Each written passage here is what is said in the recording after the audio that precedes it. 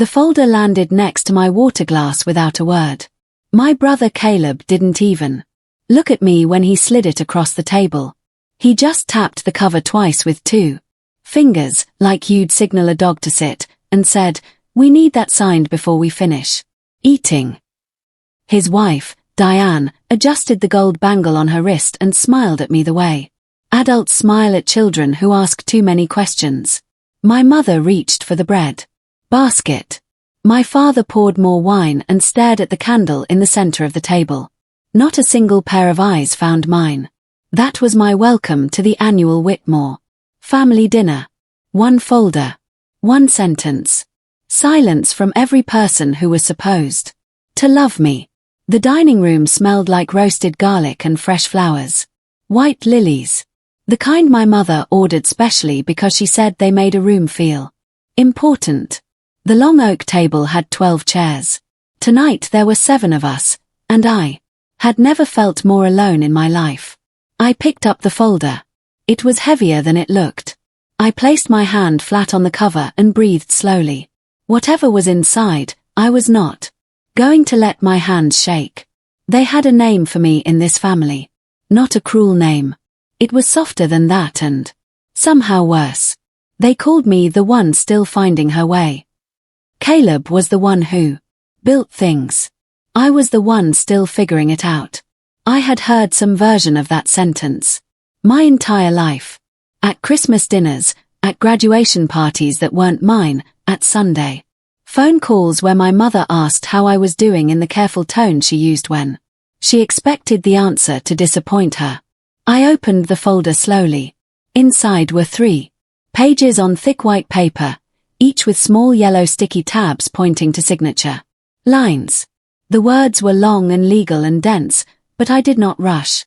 I had learned a long time ago that people who rush you through paperwork are the ones who need you not to read it. So I read. Caleb exhaled loudly. Diane folded her napkin. My father cleared his throat. I kept reading. Line by line, paragraph by paragraph, every single word. And the further I got, the more clearly I understood. This was not a formality. This was a removal. My name was being taken off something that had always been mine, dressed in clean legal language and served with dinner. People who knew me then would have described my life in plain, simple words. Small apartment on the east side of the city. Same grey jacket owned for 4 years. A car that started on the first try most mornings, but not always.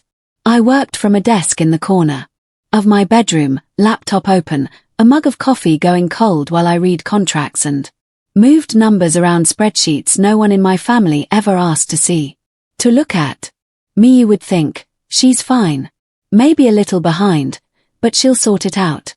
That was the picture they had built of me, and I had let them keep it, because correcting it would have required explaining myself. Explaining myself meant arguing. Arguing meant defending who I was to people who had already decided what I wasn't. That felt like a waste of a life. So I drove my ordinary car and wore my ordinary jacket and showed up to family dinners when called. On evenings I didn't have work, I drove a different route home. Not because it was faster. Because it passed a small roadside cafe called Nola's, with a hand-painted sign and 2 tables outside, and something about it always felt like a place where the rest of the world forgot to rush. The first time I stopped at Nola's, I almost didn't go in. I had parked out front meaning to buy a coffee to go, and then I saw him.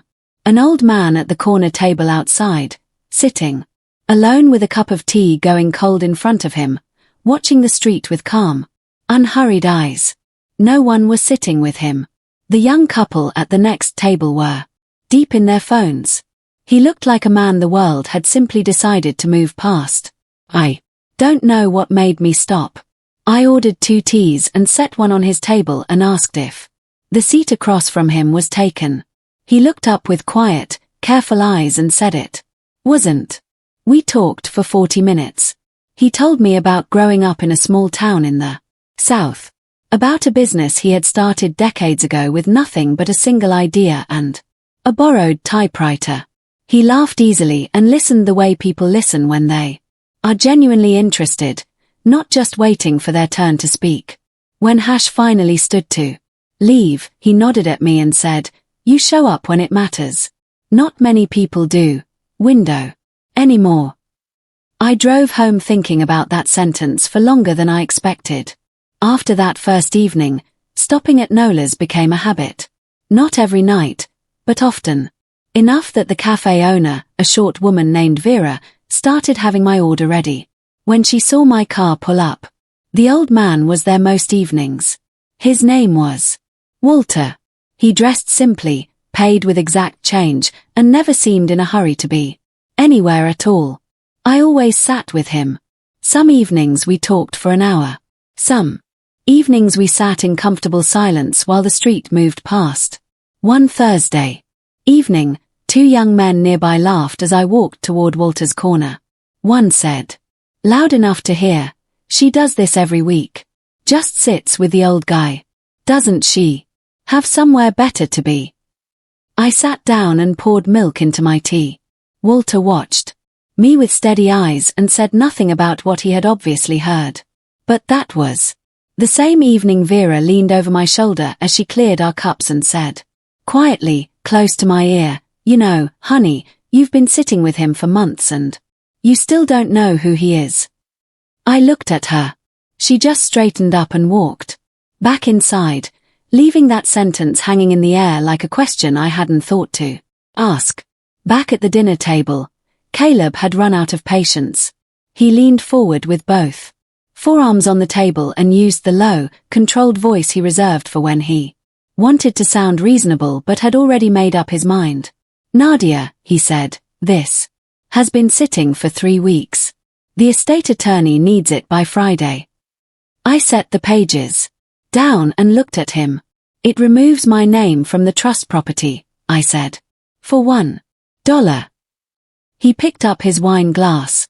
"It simplifies the structure. You're not managing anything.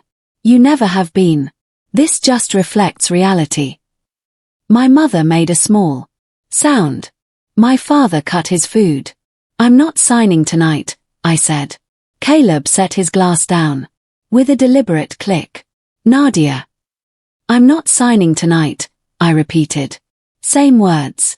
Same tone. Something moved behind his eyes, colder than frustration. "If you make this difficult," he said, "I will have the estate attorney review your portion under the contested beneficiary clause." He said it like he was doing me a favor by warning me first. 108 Indos. At my parents'. Neither looked back. Outside the window, the street was ordinary and quiet, completely unaware that inside this dining room, my family had just told me exactly what I was worth to them. The story of how I paid for my own education was not one I told often, because telling it required a tone I didn't want to use around my family. Facts were easier. When I was 17, my parents sat me down and explained that Caleb's college fund had run over and that I was smart enough to figure something out. I did. I took federal loans. I worked 22 hours a week at a dry cleaner 2 blocks from campus. I graduated in 3.5 years and applied for a job the same week I submitted my last exam. My mother sent a card with a drawing of a star.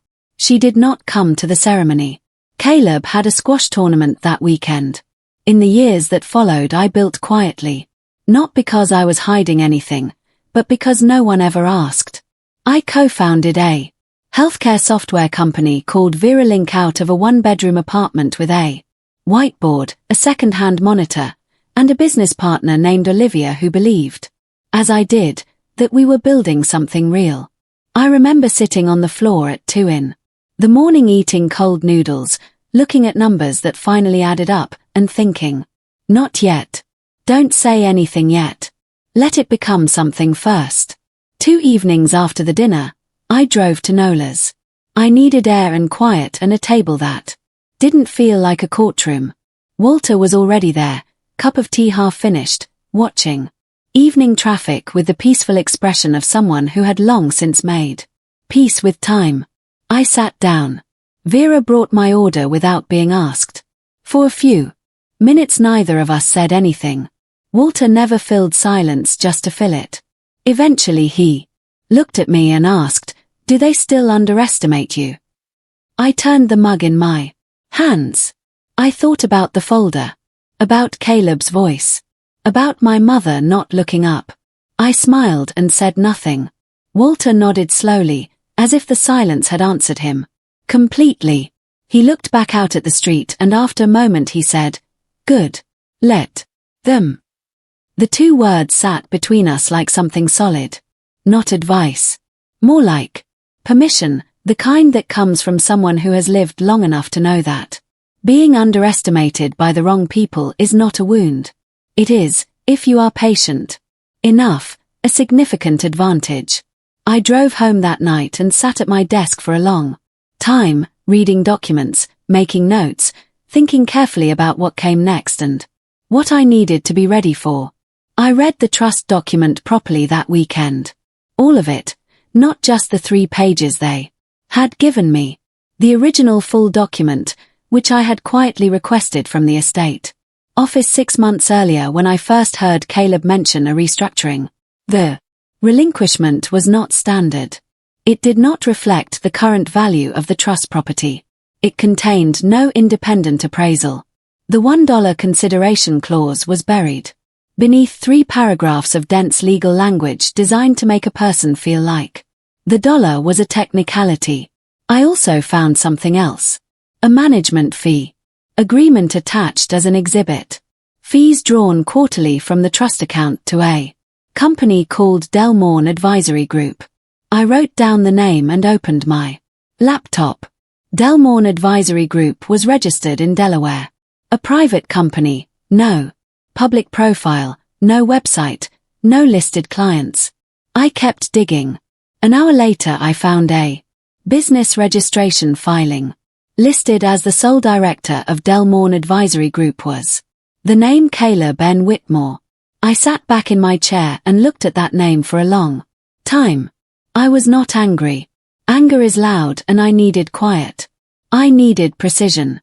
I picked up my phone and made the first of several very careful calls. The following Tuesday I drove to Nola's later than usual. The streetlights were already on when I pulled up. Vera was wiping down the outdoor tables. I looked toward Walter's corner before I even got out of the car. The table was empty. I sat down anyway and ordered tea I didn't really want. After a while I asked Vera if Walter had been in earlier. She paused and looked at the corner table. "He hasn't been in for 4 days," she said carefully. I asked if he had mentioned going anywhere. She shook her head. "A phone number, an address, anything?" She shook her head again. "He always paid cash. Never left a name. Just came, had his tea, left when he was ready." The corner table looked strange without him. Just a metal chair and a small round table and the sound of the street. When I went to pay, Vera reached under the counter and pulled out a small white envelope. "He left this," she said. "Said to give it to the young woman who always orders 2 teas." My name was not written on it. But it was absolutely for me. I held it. Without opening it, standing at the counter with the ordinary sounds of the Café Alp WS.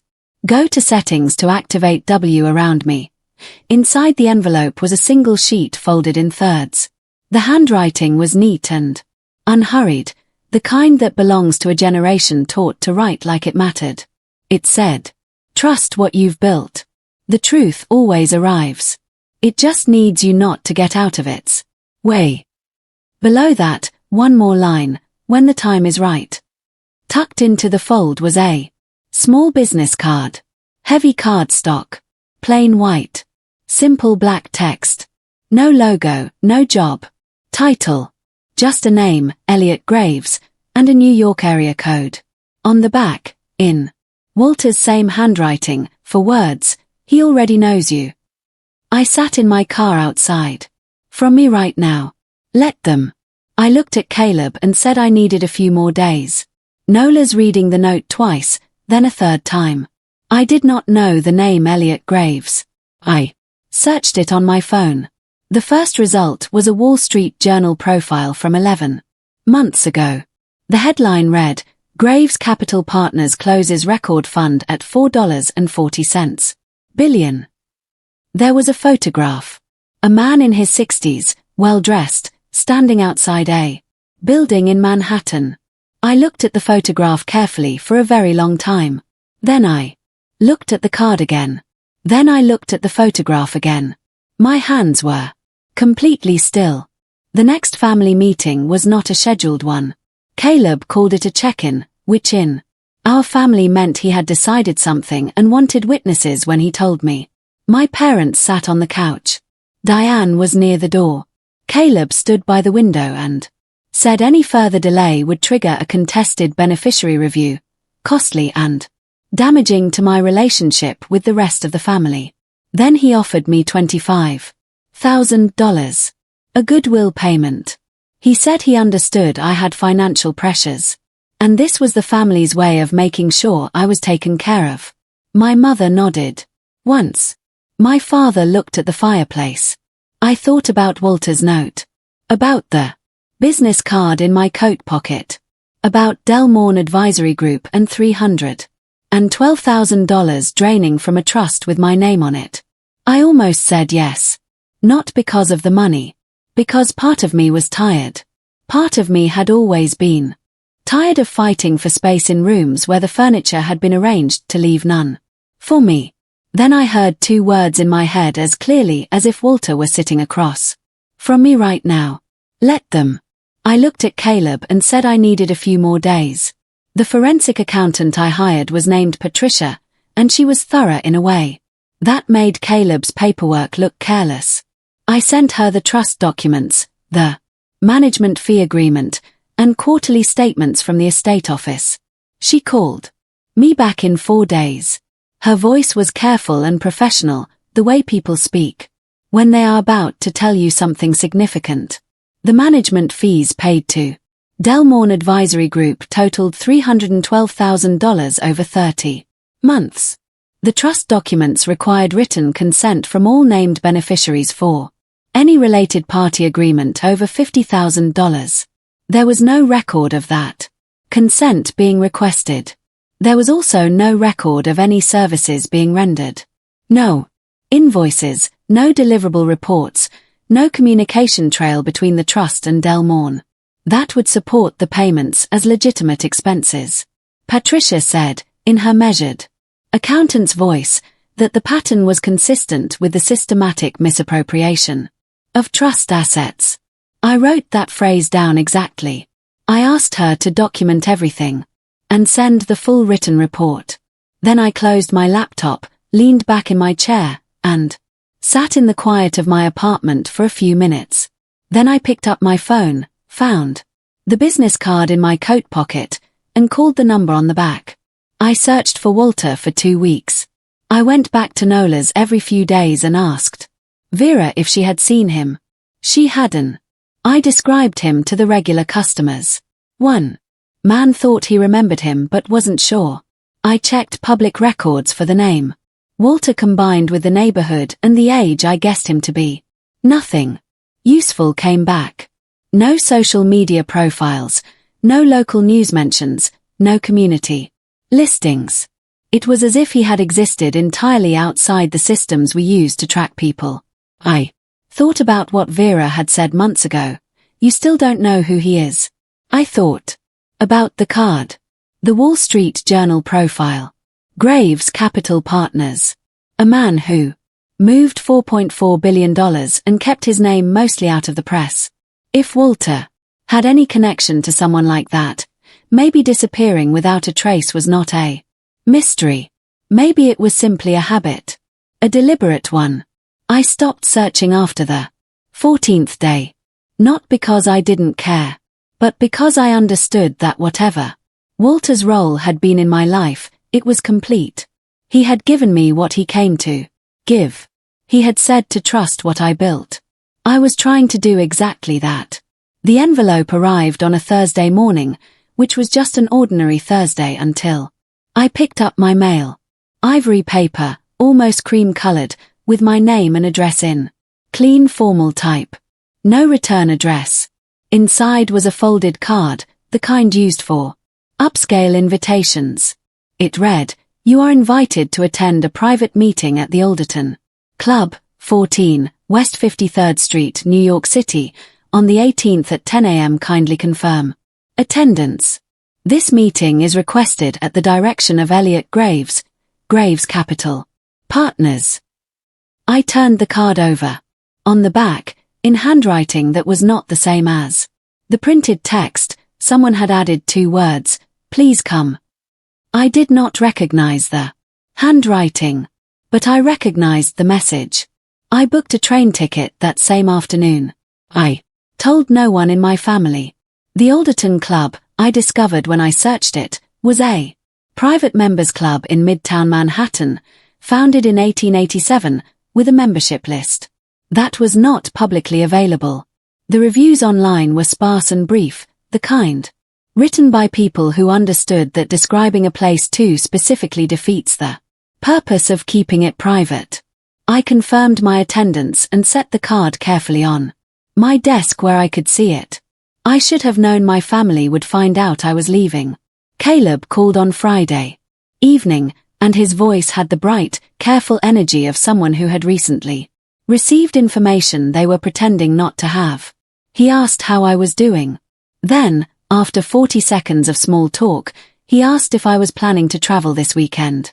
I said I had some business to take care of. There was a pause.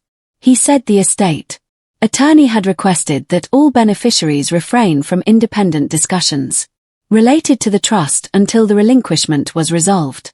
He said this as if it were an administrative note rather than a direct order. I said I understood. He said, "Nadia, if someone has been filling your head with ideas about contesting this dash," I said no one had gotten to me. He said he was concerned I was being manipulated. I said I appreciated his concern. Another pause. Diane said something in the background. Then, Caleb said, quietly, without the pleasant tone, "Sign the document before you go. Page. Anywhere. I'm asking you directly." I said goodnight and ended the call. I finished packing my bag. Set my alarm for 5:15. I went to sleep. The second call came at 7:45 the next morning while I was on the train. I watched Caleb's name on the screen for 3 rings, then picked up. No small talk this time. His voice was flat and tight, the way voices get when someone has been rehearsing and is annoyed the rehearsal is needed. He said if I attended any meeting related to the trust without the document signed, he would file a legal challenge that would freeze all trust assets for a minimum of 18 months. His attorney had already drafted the paperwork. I would spend a year and a half in legal proceedings and come out with nothing. I looked out the window at the fields going past. I thought about everything I had built, about Walter's note, about Patricia's report and $312,000 flowing through Del Morne. I thought about the folder with the yellow sticky tabs and the $1 consideration clause. I thought about all the rooms where I had been arranged as furniture and not asked to speak. I said, "Caleb, I'll talk to you when I get back." I ended the call. Put my phone face down on the seat beside me. The fields outside were quiet and wide and had nothing to do with any of this. I arrived in New York just before 9 in the morning. Plain navy blazer, white shirt, sensible flat shoes. The kind of clothes I wore to client meetings when I wanted to look professional without appearing to be trying. My bag was a simple black tote I had owned for years. I had the business card, the invitation, Patricia's sealed report, and my laptop. On the train I had reviewed everything once more. Not because I was nervous. Because I believe in preparation the way some people believe in luck, and I had long ago decided preparation was the more reliable of the two. I took the subway from Penn Station and walked the last 3 blocks in cool fall air that made the city feel sharp and clean. I found the building, a narrow limestone facade set between 2 larger modern towers, easy to miss if you weren't looking. A small brass plaque beside the door read simply, "The Alderton Club, estimated 1887. A man in a dark coat stood at the entrance. He opened the door as I approached. I did not show the invitation. I did not tell him why I was there. He simply stepped aside and said, 'Good morning.' Calm. Certain. Like he had been expecting me for some time. The interior of the Alderton Club was the kind of space that makes you understand immediately that you are somewhere that does not need to announce itself. Dark wood paneling. High ceilings with plasterwork the color of old parchment. Leather chairs in quiet groupings. A fireplace burning low. Deep red and white flowers on a side table. Not a single person in the room who looked anything other than completely at ease. I was dressed simply, carrying a tote bag, had arrived by subway. A woman in a crisp dark suit appeared from a reception desk. She smiled the kind of smile that is warm and professional at the same time, and she said, "Ms. Whitmore. Welcome. We've been looking forward to meeting you." I did not show surprise. I had practiced not showing surprise for a very long time. But I noticed it. I noticed the we. I noticed that my name required no introduction. I noticed the natural confidence of someone guiding a guest who was expected and already understood. I followed her down a quiet corridor lined with framed portraits, past a staircase, to a set of double doors at the end of the hall. She knocked once and opened them. I walked in. The room was smaller than I expected. A round table at the center. 6 chairs, 3 already occupied by people in quiet business clothes, each with a folder in front of them.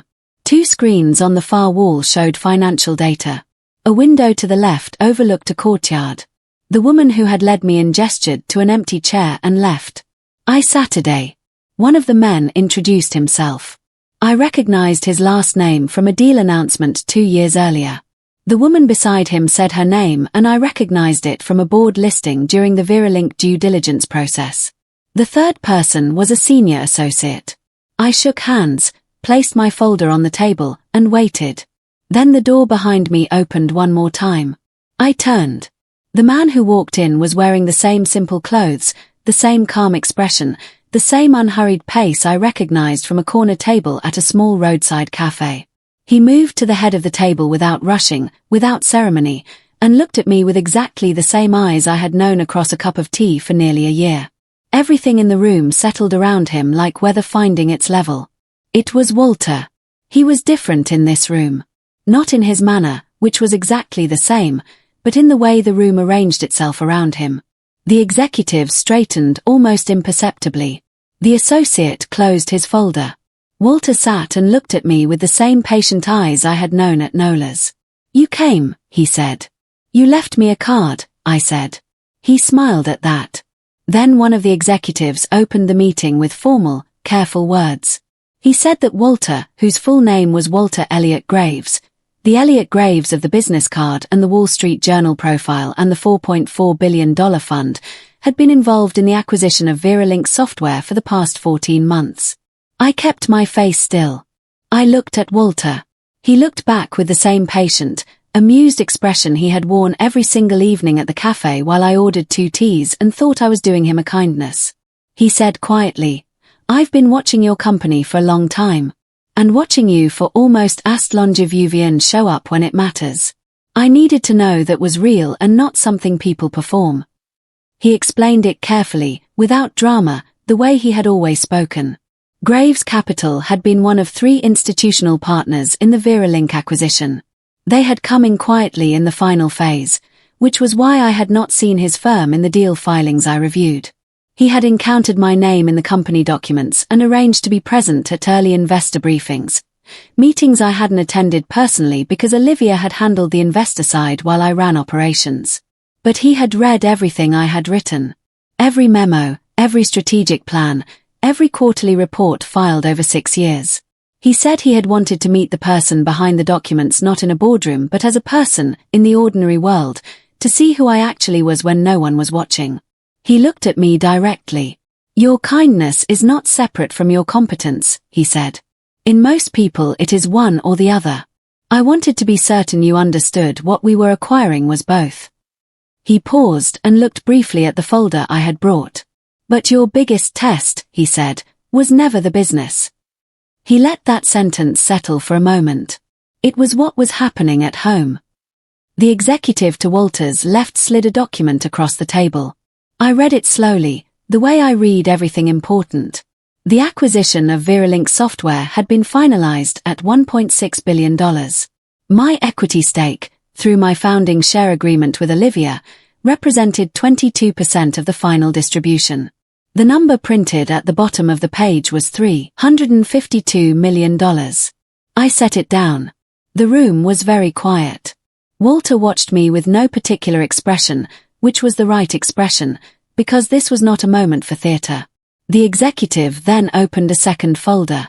The estate trust my family had asked me to sign away had been flagged by a forensic auditing firm connected to a regulatory review opened 6 weeks earlier. A review connected to a pattern of related party payments flowing through a company called Delmorn Advisory Group. I recognized that name in my bones. He said my own forensic accountant's report, which had been forwarded to the appropriate office, was now part of the file. He looked at me steadily. "You've already won," he said. "You just needed to come here to find that out." I looked at Walter. He simply nodded once, the same small nod he had given me the very first evening at Nola's. I took the train home the next morning. I didn't call anyone or send a message to say I was coming. I arrived at my parents' house at 6:15 and walked into the dining room where Caleb had arranged what he called a resolution dinner. The estate attorney was on a video call. Diane was seated. My parents were in their usual chairs. A fresh copy of the relinquishment sat in front of my seat, reprinted, retabbed with new yellow arrows. Caleb looked up with the satisfied expression of someone who has set a stage and is watching his actor arrive on cue. I sat down. I did not pick up the document. I opened my tote bag and set 3 things on the table. Patricia's forensic accounting report. A letter from the regulatory office confirming receipt of the Delmorn filing. The acquisition summary with Veralink's final sale figure and my distribution printed on the first page. I placed them side by side, the way you set down something heavy you have been carrying for a long time. I looked at my family. They looked at the papers. Caleb reached for the acquisition summary first. I watched his face change. I watched my mother's hands go still. I watched my father put down his fork. No one spoke. I did not want to ruin them. That matters, and I want to say it plainly.